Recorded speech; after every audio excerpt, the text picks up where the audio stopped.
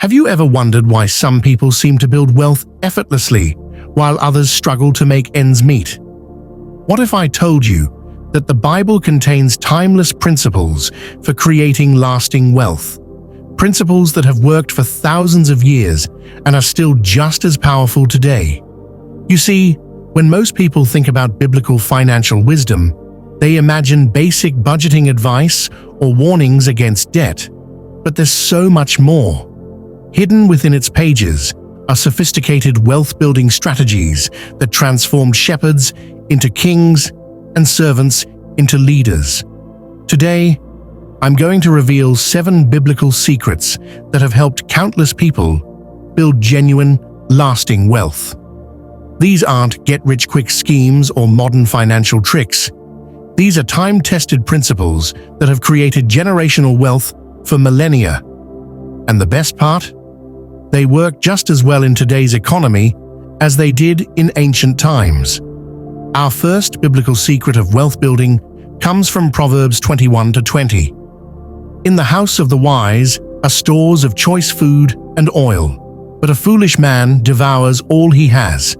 This principle is simple yet profound. The wise person saves and multiplies resources, while the foolish person consumes everything immediately. Let's look at how this played out in biblical times. Remember Joseph in Egypt, when God revealed that 7 years of abundance would be followed by 7 years of famine. Joseph didn't just store the excess grain. He created an entire system for collecting, storing, and later distributing it. This wasn't just saving, it was strategic wealth multiplication. During the 7 plentiful years, Joseph collected 20% of all harvests. But here's the fascinating part. When the famine hit, he didn't just have enough to survive, he had enough to make Egypt the wealthiest nation in the region. Through careful saving and strategic distribution, he turned a potential disaster into an opportunity for unprecedented wealth building. But how does this apply to us today? Think of it this way. Every dollar you earn is like a seed that can either be consumed or planted for growth. Most people today live like we're perpetually in the years of plenty, consuming everything they have. But the wise person, following this biblical principle, lives like Joseph, strategically saving and investing for future multiplication. Let me share a real example. I recently spoke with Sarah, a small business owner who applied this principle in her catering company. Instead of spending all her profits during the busy wedding season, she consistently saved 20%, just like Joseph. When an unexpected opportunity came to buy discounted equipment from a competitor going out of business, she had the capital ready. That strategic saving allowed her to double her business capacity at half the normal cost. The key is to shift from a consumption mindset to a multiplication mindset. Start by saving a fixed percentage of your income, even if it's just 10% to begin with. But don't just save it. Look for opportunities to multiply it through wise investments, whether that's in your own business, the stock market, or real estate. Our second biblical secret comes from Ecclesiastes 11:2. Invest in 7 ventures, yes, in 8. You do not know what disaster may come upon the land. This powerful principle teaches us about the importance of diversification, not putting all your eggs in one basket. In biblical times, King Solomon exemplified this principle perfectly. Beyond his famous gold trade, he diversified into multiple ventures: maritime commerce, real estate, agriculture, and intellectual property through his writings. His wealth wasn't tied to a single source. It flowed from many streams. Solomon's ships brought gold from Ophir, but they also traded in silver, ivory, rare woods, spices, and exotic animals. He built cities, established trading posts, and developed agricultural projects. This diversification made his kingdom resilient to regional economic changes and created multiple sources of ongoing wealth. In today's world, this principle is more relevant than ever. Markets can be volatile, industries can change overnight, and what worked yesterday might not work tomorrow. That's why diversification is crucial for building lasting wealth. Consider Michael, a teacher I know who applied this principle. He started with a small inheritance of $50,000. Instead of putting everything into stocks or real estate, he divided his investment: 40% in low-cost index funds, 30% in rental property, 20% in his own online teaching business, and 10% in bonds. When the real estate market dipped, his stocks provided stability. When stocks were volatile, his rental income remained steady. His teaching business grew during the pandemic, offsetting losses in other areas. The key is to spread your investments across different asset classes, industries, and even geographical regions. Start small if you need to, but aim to build multiple streams of income over time. Remember, you're not just protecting against loss, you're creating multiple opportunities for growth. The third biblical secret of wealth building is found in Proverbs 13:11. Dishonest money dwindles away, but whoever gathers money little by little makes it grow. This verse reveals a profound truth. Sustainable wealth is built gradually through consistent, honest work. Let's look at Boaz from the book of Ruth. He wasn't known for making quick profits or cutting corners. Instead, he built his wealth through the patient management of his fields, fair treatment of his workers, and strategic business decisions. His reputation for integrity actually increased his wealth.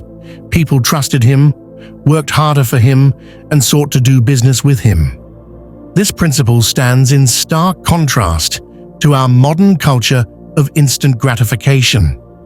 Everyone's looking for the next cryptocurrency moonshot or the hot stock tip that will make them rich overnight. But true biblical wealth building is more like planting and tending a garden than winning the lottery. I recently met David, a real estate investor who embraced this principle. While others were flipping houses as quickly as possible, often cutting corners on renovations, David took a different approach. He spent extra time researching properties, building relationships with quality contractors, and ensuring every renovation was done right. Over 10 years, he slowly built a portfolio of 15 properties. While others burned bridges and faced lawsuits, his patient, honest approach created a sustainable business with happy tenants and reliable income. The key to applying this principle is to focus on creating value rather than making quick profits. Start where you are. Be diligent in small things and don't be tempted by shortcuts. Remember, wealth that comes too quickly often leaves just as fast. Our fourth biblical secret comes from Proverbs 15:22. Plans fail for lack of counsel, but with many advisors, they succeed. This principle teaches us that building wealth isn't a solo journey. It requires wisdom from multiple sources. King Rehoboam's story provides a powerful, cautionary tale. When he inherited Solomon's kingdom, he had access to both young and experienced advisors, but he rejected the wisdom of the elders who had advised his father, listening only to his young friends. This decision led to the division of his kingdom and the loss of tremendous wealth. In contrast, Daniel succeeded in the Babylonian court because he combined both divine wisdom and earthly knowledge. He studied the culture, learned from others, and surrounded himself with wise companions. This approach not only preserved his wealth, but increased his influence and authority. Today, this principle is more critical than ever. The financial world is complex, and no one person can master every aspect of wealth building. Take Jennifer, a successful entrepreneur I met last year. Before starting her tech company, she assembled a team of advisors, an experienced business mentor, a skilled accountant, a knowledgeable attorney, and several industry experts. When faced with a crucial decision about expanding internationally, this diverse counsel helped her avoid costly mistakes and structure the expansion properly. The key is to build a network of wise counselors before you need them. Seek out mentors who've achieved what you want to achieve. Join masterminds or business groups. Read books from proven experts. Remember, every successful person you meet knows something you don't, and that knowledge could be the key to your next breakthrough. The fifth biblical secret of wealth building is found in Proverbs 22:29. Do you see someone skilled in their work? They will serve before kings. They will not serve before officials of low rank. This principle reveals that exceptional skill and expertise are pathways to wealth. Consider Daniel's rise in Babylon. He wasn't just competent, he was exceptional. The Bible tells us he was 10 times better than all the magicians and enchanters in the kingdom. This excellence led him to positions of increasing authority and wealth, even in a foreign land. This principle remains powerful in today's knowledge economy. While average skills produce average results, exceptional abilities create extraordinary opportunities.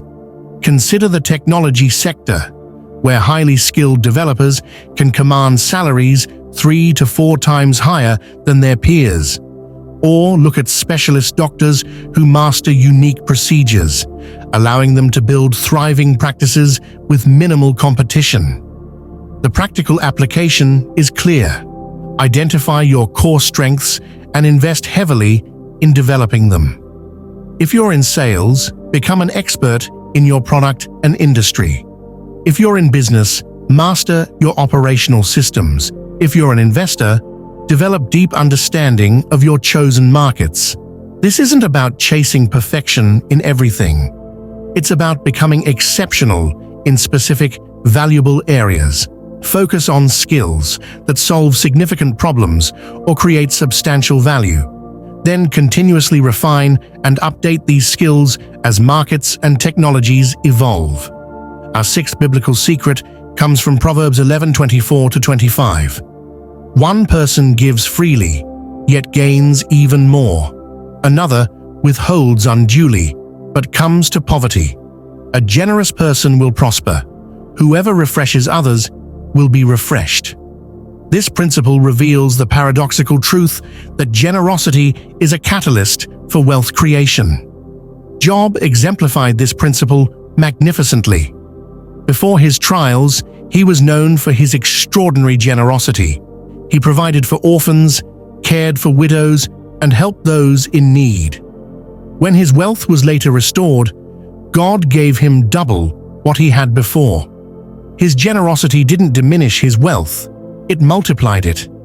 This principle operates through multiple mechanisms in today's economy. Generous business practices build loyal customer bases. Generous employers attract and retain top talent. Generous investors often find opportunities that others miss because people want to work with them. The software industry provides a perfect modern example. Companies that offer free versions of their products often outperform those with restrictive policies. They build larger user bases, receive more feedback, and create more opportunities for premium sales. The same principle applies to content creators who freely share valuable information, building trust and authority that later converts to business opportunities. The key is to approach generosity strategically, not recklessly. It's not about giving away everything, but about creating value for others while building sustainable wealth. Start with small acts of generosity, then scale them as your resources grow. Remember, true biblical generosity isn't just about money, it's about freely sharing knowledge, opportunities, and resources in ways that benefit everyone involved. The seventh and final biblical secret of wealth building comes from Matthew 25:27. Well then, you should have put my money on deposit with the bankers so that when I returned, I would have received it back with interest. This principle teaches us about the power of leveraging other people's resources wisely. The parable of the talents illustrates this principle perfectly. The servants who multiplied their master's money were rewarded with more, while the one who buried his portion lost everything. The successful servants understood that wealth multiplication often requires leveraging resources beyond our own. This principle takes many forms in modern wealth building. Banks leverage depositors' money to create loans. Businesses leverage employees' time and skills. Investors leverage market knowledge and timing. Real estate investors use mortgages to control valuable properties with minimal initial capital. Consider the franchise business model. Successful franchisors leverage their brand, systems, and knowledge through franchisees who provide capital and operational expertise. Both parties benefit from this arrangement, creating wealth through mutual leverage of resources. The key is to understand and use leverage responsibly. This means carefully evaluating opportunities, managing risks, and ensuring that all parties benefit from the arrangement. Start by identifying resources you can leverage, whether that's knowledge, relationships, or capital, and look for ways to multiply their impact through strategic partnerships. These 7 biblical secrets of wealth building work together as a complete system. Like strands in a rope, each principle strengthens the others. Saving provides capital for diversification. Diversification protects your patient accumulation of wealth. Wise counsel helps you leverage resources effectively. Excellence opens doors for greater opportunity, and generosity ensures your wealth creates lasting value for others. Remember, biblical wealth building isn't about getting rich quickly. It's about creating sustainable prosperity that benefits both you and others. Start implementing these principles today, one step at a time. Begin with saving. Learn about diversification. Seek wise counsel. Develop excellence. Practice generosity. And look for appropriate ways to leverage resources. Think about which of these principles resonates most with you right now. Share your thoughts in the comments below. I'd love to hear which principle you're going to implement first and why. Don't forget to subscribe for more biblical wisdom on building lasting wealth, and hit that like button if you found value in these principles. Until next time, remember that true prosperity comes from aligning our financial practices with timeless biblical wisdom.